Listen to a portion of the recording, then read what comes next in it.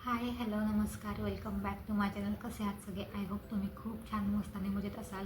आज काही व्हिडिओ वगैरे येणार नाही आहे. आज फक्त मी तुमच्यासोबत गप्पा मारणार आहे. आणि जर तुम्हाला माझे रोजचे व्हिडिओज बघायचे असतील आणि तुम्ही या व्हिडिओमध्ये इंटरेस्टेड नसाल तर हा व्हिडिओ स्किप केला तरीही चालेल. तर चला, बरेच दिवस झाले तुमच्याशी गप्पा मारणं झालंच नाही. गेल्या 8 ते 10 दिवस मी खूप जास्त बिझी होते.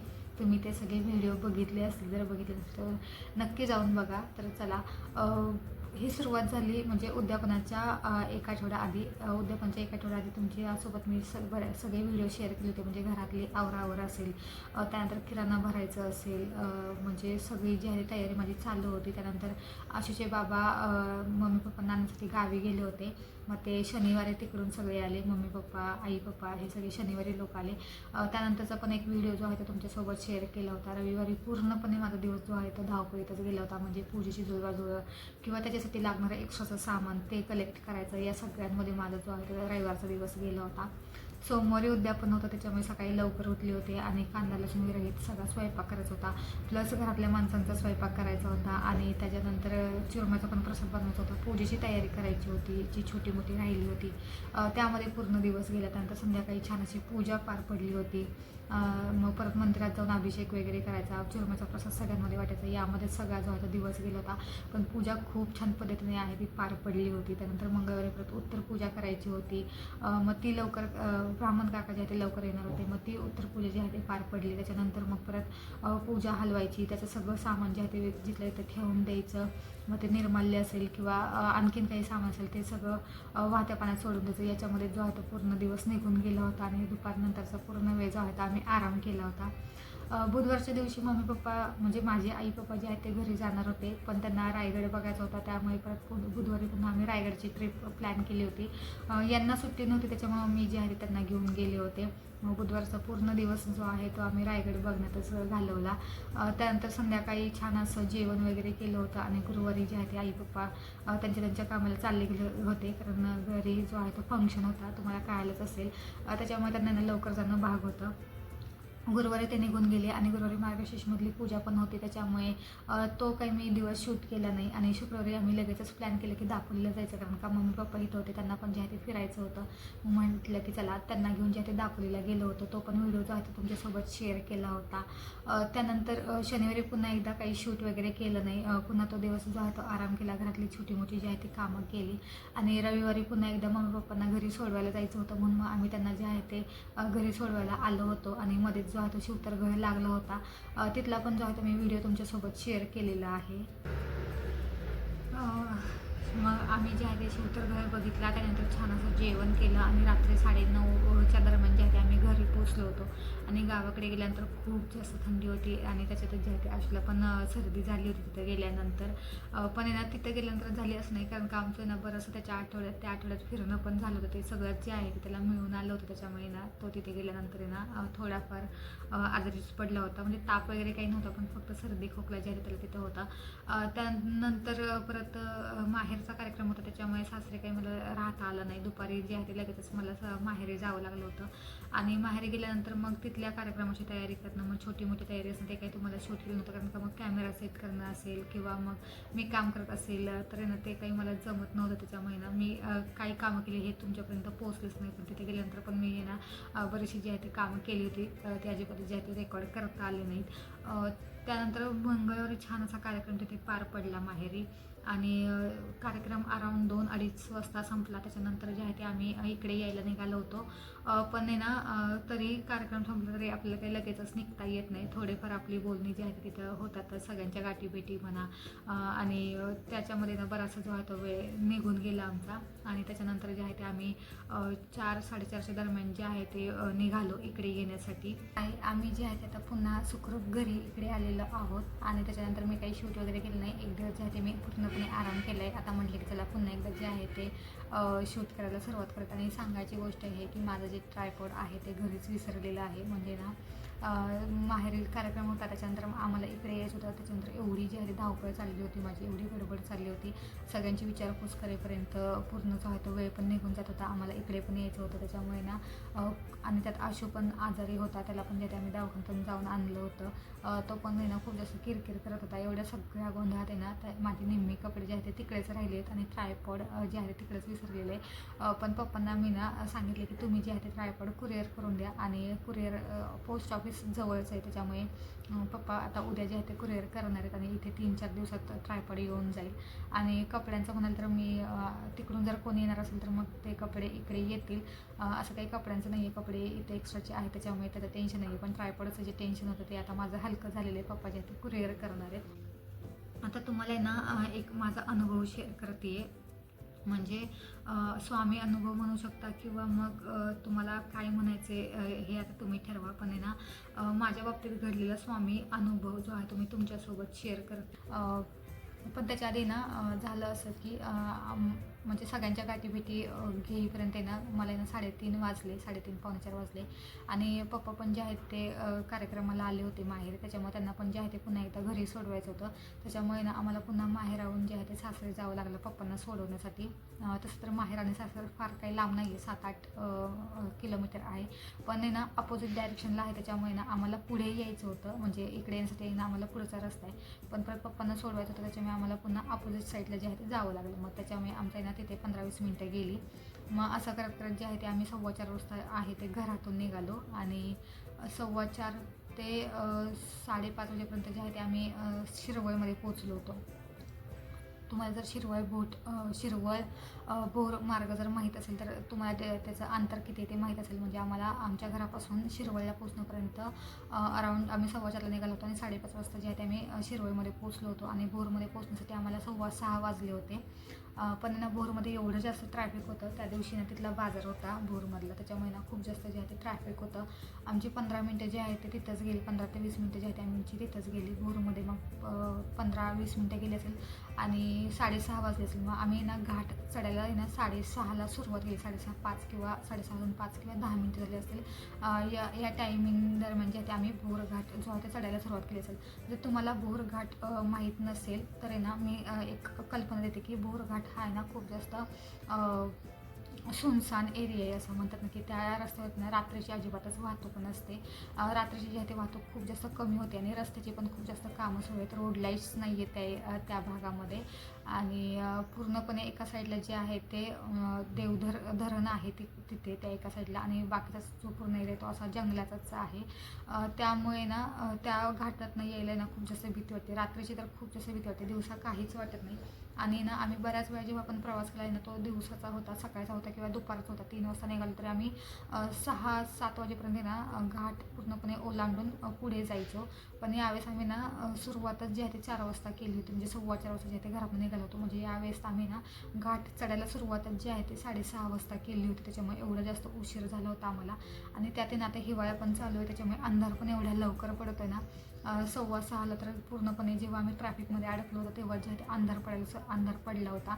आणि जसं घाट चढायला सुरुवात केली तसं पूर्णपणे ना जास्त अंधार पडायला सुरुवात झाली. आणि ना जसं आम्ही घाट आहे ना चढायला सुरुवात केली तसं आमच्या सोबत आहेत ना पुढून येणाऱ्या गाड्या होत्या, आमच्या सोबत जाणाऱ्या गाड्या अजिबातच नव्हत्या.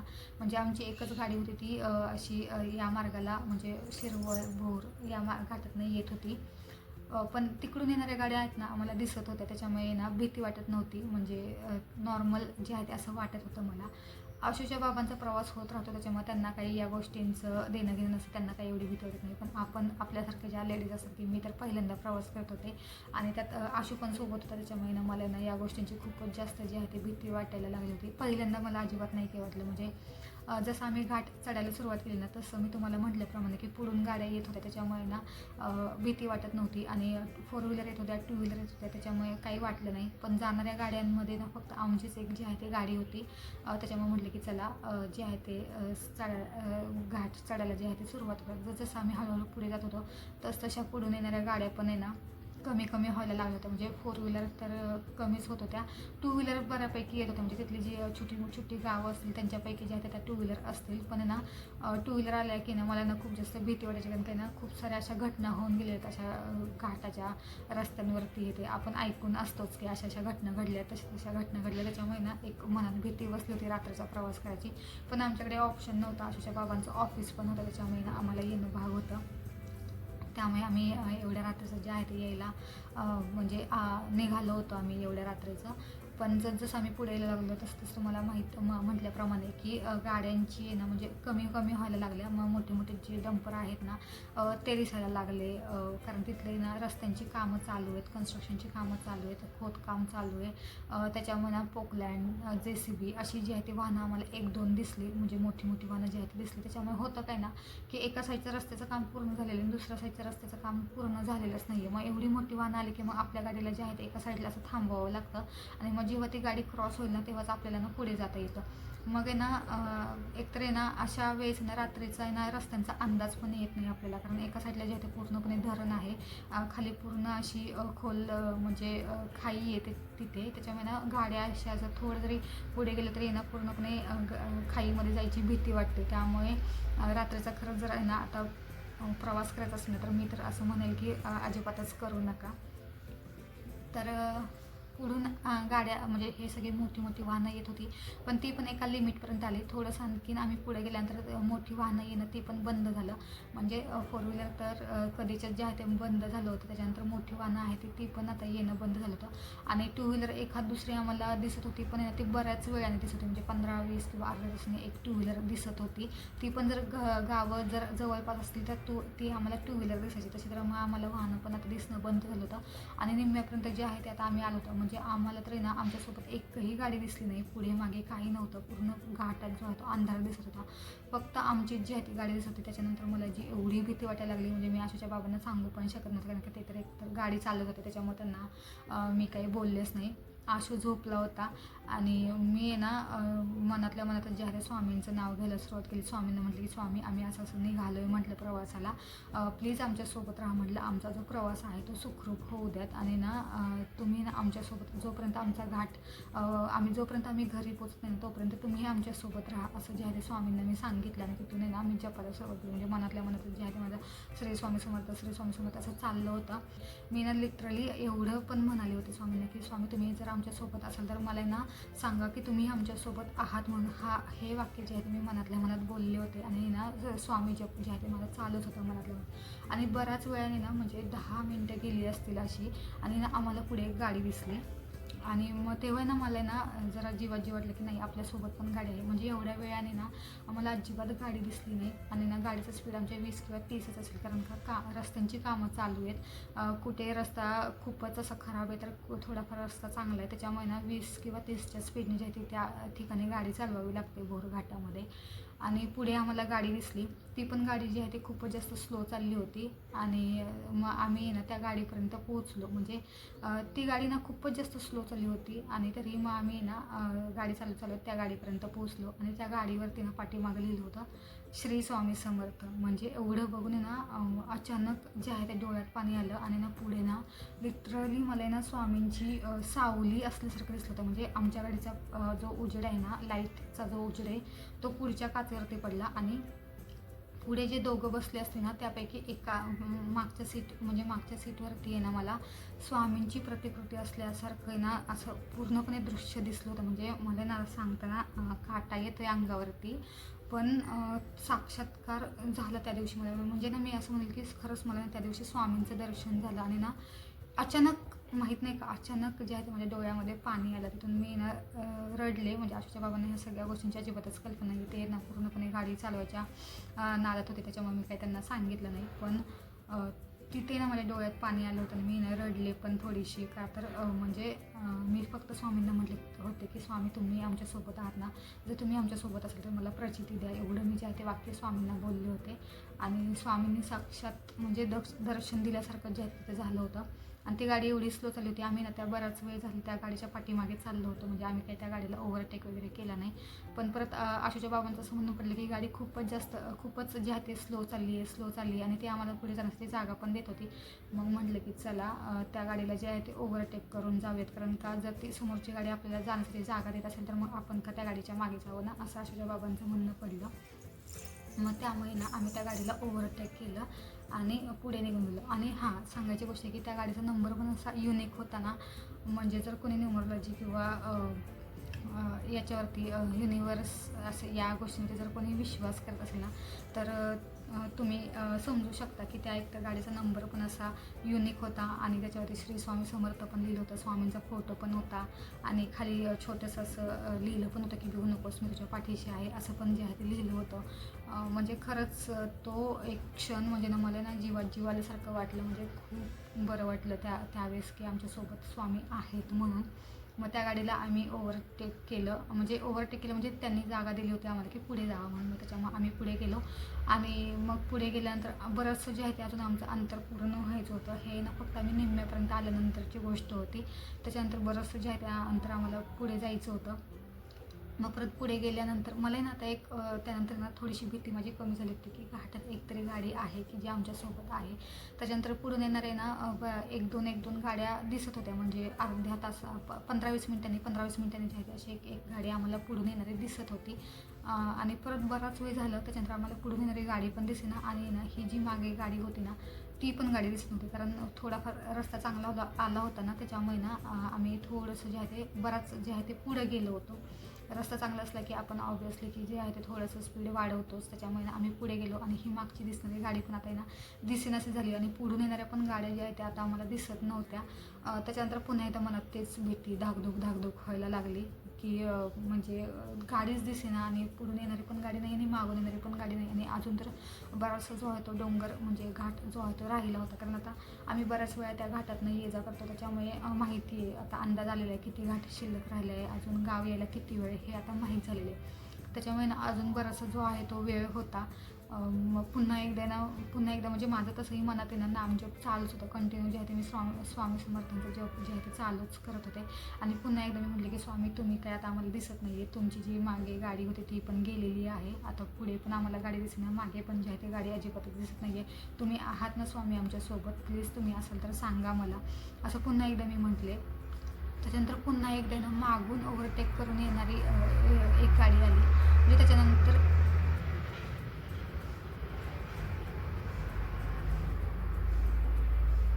गाडी गेली ना त्याच्यामुळे ना तुम्हाला आवाज येत नसेल. बरं चला, हां, मी पुन्हा एकदा स्वामींना म्हटलं की स्वामी तुम्ही आहात ना आमच्यासोबत, जर असाल तर प्लीज सांगा मला, असं म्हटल्याने पुन्हा एकदा आहे ना जपाला जी आहे ती सुरुवात केली होती मी. म्हणजे त्याच्या आधी ना माझा पूर्णपणे मनातल्या मनात जप चालूच होता. फक्त स्वामींना सांगितलं की तुम्ही आहात ना आमच्यासोबत एवढं म्हटले. आणि त्यानंतर पुन्हा 5 ते 10 मिनटं झाली असेल, मागून गाडी आली. ती गाडी नव्हती, जी पहिली गाडी होती ती अजिबातच नव्हती. आणखीन एक नवीन गाडी आली आणि ना त्या गाडीच्या मागे पण श्री स्वामी समर्थ लिहिलं होतं आणि ती गाडी आम्हाला ओव्हरटेक केली आणि पुढे चालली गेली. म्हणजे थोड्या अंतरावरती ती पण आम्हाला जे आहे ते दिसत होती, म्हणजे गाडी आहे अशी दिसत होती आणि त्या पण गाडीवरती जी आहे ते श्री स्वामी समर्थ लिहिलं होतं. म्हणजे स्वामींनी एकदा अनुभव दिला होता ठीक आहे, पण दुसऱ्या वेळेस पण स्वामींनी आम्हाला पुन्हा एकदा जे आहे ते अनुभव दिला, म्हणजे दर्शन दिल्यासारखं झालं. आणि स्वामी आहेत, म्हणजे स्वामी मला एक असं पदोपदी सांगत होते की भिवू नकोस की मी तुझ्यासोबत आहे, कारण मी स्वामींना तसं म्हटलं होतं की स्वामी जोपर्यंत आम्ही घरी पोचत नाही तोपर्यंत तुम्ही आमच्यासोबत राहा म्हणून. आणि ना आम्ही पूर्णपणे जो आहे तो घाट आता उतरायला सुरुवात पण केली होती. गाडी आम्हाला समोर दिसत होती, म्हणजे पूर्णपणे जी आहे ती गाडी दिसत नव्हती, पण गाडीच्या ज्या लाईट्स आहेत ना त्या दिसत होत्या. त्याच्यामुळे ना थोडीफार भीती जी आहे ते कमी वाटत होती. आणि ना आता हळूहळू जे आहे आम्ही घाट उतरायला पण सुरुवात केली होती. गावं दिसत होती, लाईट ज्या आहे त्या रोड लाईट हे त्या थोड्याफार अशा दिसत होत्या थोड्या अंतरावर. त्याच्यामुळे ना आता माझी भीती जी आहे ती कमी झाली होती मनातली. आणि ना नंतर घाट पूर्णपणे आम्ही उतरलो खाली आणि तरी माझ्या मनात आहे ना नामजप सुरूच होतं, कारण का एक म्हणतात ना की सवय लागून गेली ती, सवय लागली होती. म्हणजे जोपर्यंत घरी पोचणे तोपर्यंत मी आहे ना असं पूर्णपणे मनामध्ये ना ते म्हणतच होते की श्री स्वामी समर्थ, श्री स्वामी समर्थ, कारण एक म्हणतात ना की भीती वाटत असते, त्याच्यामुळे ना आपण काही ते असं मध्येच सोडून देत नाही. मग त्याच्यानंतर आहे ना पूर्णपणे आम्ही घाट खाली उतरलो, सुखरूपपणे व्यवस्थित आम्ही घाट उतरलो. काही प्रॉब्लेम वगैरे काही असं घडला नाही किंवा गाडी पण मध्ये वगैरे कुठे बंद पडली नाही. छान असं सुखरूप घाट उतरला. त्याच्यानंतर हायवे लागला. आम्ही जे आहे ते मेन रस्त्याला आलो पण होतो.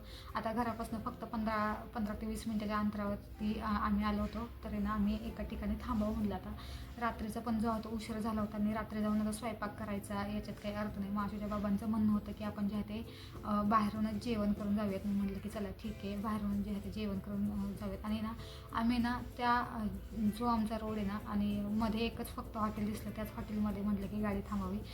तिथे आम्ही ना कधी ध्यानीमनी पण नव्हतं की आम्ही तिथे गाडी थांबवावी की काही नाही. अचानक तिथे गाडी थांबवली आणि तिथे तीच गाडी दिसली जी आम्हाला पहिल्यांदा दिसली होती. म्हणजे दुसरी गाडी होती ती तर आम्हाला ओव्हरटेक करून निघून गेली. पण ही जी पहिली गाडी होती ना जी आली होती ती श्री स्वामी समर्थ लिहिलेली आणि युनिव्हर्सल जो नंबर होता ती गाडी ना आमच्या पुढे येऊन ना थांबली होती. म्हणजे त्या हॉटेलमध्ये ना तिथं ऑलरेडी येऊन ती थांबली होती. आता तिने कधी ओव्हरटेक केलं हे काही मला माहीत नाही, पण कसं झालं तर हे पण मला काही माहीत नाही. पण आहे ना ती गाडी आमच्या आधी तिथे येऊन पोहोचली होती आणि त्याच हॉटेलमध्ये जेवण म्हणजे त्या गाडीतले कोण असतील व्यक्ती वगैरे त्या तिथं जेवायला थांबले असतील असं मला वाटतंय. पण आहे ना आमच्या आधी ती गाडी तिथे होती. म्हणजे काय आता मला खरंच काय बोलताच येईना आणि अंगावरती अक्षरशः अशी शहारे येतात. म्हणजे मी तुम्हाला हे सगळ्या गोष्टी सांगते ना तेव्हा तर असा जो आहे तो स्वामी अनुभव मला आला होता. त्यानंतर आम्ही तिथे जेवण वगैरे केलं आणि आम्ही जेवण वगैरे करून आल्यानंतर बघितलं ती गाडी तिथून निघून गेली होती. त्या गाडीचा ना फोटो काढायचा होता मला, पण ना फोटो काढायचा राहिला. म्हणजे माझ्या येणं ते लक्षातच निघून गेलं की त्या गाडीचा जो होता फोटो काढून ठेवावा म्हणून. पण काही कारणांमुळे मी ते विसरून गेले आणि फोटो काही काढला नाही. पण हा जो अनुभव आला ना मला खरंच म्हणजे काय शब्दच नाही आहेत मला. म्हणजे काय बोलणार आहे मी याच्यामध्ये खरंच कळत नाही आहे. पण खरंच म्हणतात ना की स्वामी आहेत. म्हणजे तुम्ही जर मनापासून स्वामींना बोलवलं किंवा सांगितलं आपले प्रॉब्लेम्स मांडले तर स्वामी खरंच मदत करतात आणि ते ना कायमस्वरूपी आपल्यासोबत असतात असं मला वाटतं. मी पण जे ते खूप मनाने जे आहे स्वामींना म्हटलं होतं की स्वामी नाही, आम्ही जोपर्यंत प्रवास सुखरूप करत नाही आहे तोपर्यंत तुम्ही आमच्यासोबत थांबा म्हणून. आणि आमचं जोपर्यंत जेवण होत नाही आहे तोपर्यंत ती गाडी तिथेच होती आणि त्याच्यानंतर फक्त 15-20 मिनटं राहिली होती. त्यानंतर आम्ही जे आहे ते पुन्हा घरी आलो आणि दुसऱ्या दिवशी छान अशी पूजा केली. स्वामी माझ्या घरात आहे ते स्वामींची मूर्ती आहे आणि त्या दुसऱ्या दिवशी ना मी खूप छान जे आहे त्याची स्वामींची म्हणजे आजच्या दिवशी जे आहे ते मी खूप छान अशी स्वामींची पूजा वगैरे सगळं केलं. आणि खरंच मी ना स्वामींना फक्त मनापासून थँक्यू म्हटलं की थँक्यू, तुम्ही ना आम्हाला सुखरूप घरी आणलं त्यासाठी. आणि ना माझं नेहमी असं असतं की कधी प्रवासला निघालं ना मी की स्वामींना म्हणतेच की स्वामी आम्ही असाचा प्रवास करतो आहे, प्लीज तुम्ही आमच्यासोबत राहा म्हणून. असं माझं नेहमीचं म्हणणं असतं. पण यावेळेस आहे ना मी पूर्णपणे स्वामींना आहे ना म्हणजे बोलवत होते की नाही तुम्ही हक्काने ना मी सांगत होते की नाही तुम्ही थांबलंच पाहिजे, तुम्ही असायलाच पाहिजे असं तसं. हा जो अनुभव होता ना माझ्यासोबत म्हणजे ना मी अजूनही मी आशाच्या बाबांना पण हे मी कोणाला सांगितलं नाही. हा पहिल्यांदा जे आहे ते या प्लॅटफॉर्मवरती मी तुमच्यासोबत शेअर करते. आता इथूनच जे आहे ते माझ्या घरच्यांना किंवा सगळ्यांना कळेल की त्या दिवशी आमच्यासोबत काय घडलं आणि काही नाही. पण खरंच मला एक सांगायचं जर ना उशीर होणार असेल ना तर ना त्या घाटात नाही ना खरंच येऊ नका. कारण रस्त्यांची पण खूप जास्त कामं चालू आहेत आणि सुनसान एरिया आहे तो. आता मी तर पूर्णपणे कानाला खडा लावलेला आहे. जर उशीर झाला ना तर ना अजिबातच जे आहे ते प्रवासला निघायचं नाही. तसंही आम्हाला घरच्यांनी जे आहे ते सांगितलं होतं की प्रवासला जे आहे ते निघू नका, दुसऱ्या दिवशी जे आहे ते जावा. पण तरी आम्ही काही त्यांचं ऐकलं नाही. पण एक असं म्हणतात ना की त्यांचं ऐकलं नाही, आम्ही प्रवासला निघालो म्हणून हा सगळा जो आहे तो मला अनुभव आला. ह्याची एक मला पॉझिटिव्ह साईड पण दिसते आहे. आता तुम्हाला याच्यावरती काय सांगायचं आहे प्लीज सांगा. आणि चला असा जो आहे तो ओव्हरऑल मला अनुभव आलेला आहे. आणि बस आता एवढंच मला जे आहे ते तुमच्यासोबत शेअर करायचं होतं. चला आणि भेटत पुढच्या व्हिडिओमध्ये, तोपर्यंत बाय.